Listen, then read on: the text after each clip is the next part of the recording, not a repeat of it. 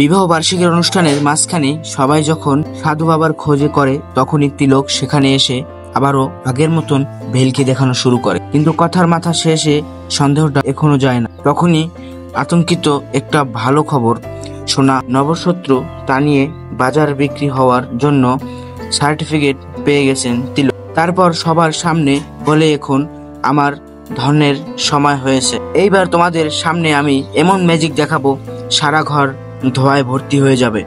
সত্যি সত্যি সারা ঘর ধোঁয়ায় ভর্তি হয়ে যায়। আর সেই সুযোগে তিলক সেখান থেকে বেরিয়ে পড়ে দাদু ঠাম্মি অ্যানিভার্সারি উপলক্ষে। সবাই সেখানে সুন্দর একটা নাচ করে। তারপর অগ্নিকথাকে বলে, আমি জানি 60 বছর পর্যন্ত আমরা একসঙ্গে থাকবো কিনা, তবে এমন ভাবে বাঁচবো যেন মনে হয় আমরা 100 বছর বেঁচে। চিত্রা এদিকে তিলককে ফোন করে ইনস্ট্রাকশন দিতে করবে। তখন প্রত্যয়ের কাছে একটা ফোন আসে যে প্রশান্তি কয়েকদিন আগে জেল থেকে ছাড়া পেয়েছে।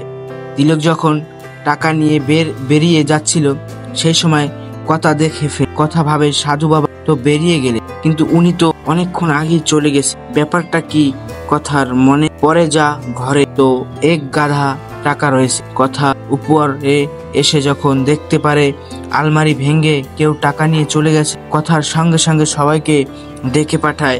তখনই অগ্নি সবার আগেই ঘুরালে লোকজনকে সন্দেহ করে। দাদুভাই অগ্নির উপরেই রাগারাগি করে সন্দেহ বলে, তুমি তো আমাকে আধুনিক হতে বললো আর নিজেই এত বড় বোকামো করলে। এই টাকাগুলো ঘরে রাখার কি কোনো দরকার ছিল? তখন অগ্নি বলে, আমিও বলতে পারি এতগুলো লোক বাড়িতে ঢোকানো কোনো দরকার ছিল? পরবর্তী পর্বের যখন অগ্নি ঘর থেকে সাধু বাবার কলসি পাওয়া যায় তখনই কথা বুঝতে পারে সাধু বাবা টাকাটা চুরি করে সেখান থেকে পালিয়েছে। কথা সবাইকে জানি। আমার মনে হচ্ছে ওই তিলক শুধু একবার পুলিশ হাসপাতালে ফোন করে জানাতে হবে তিলক সেখানে আছে।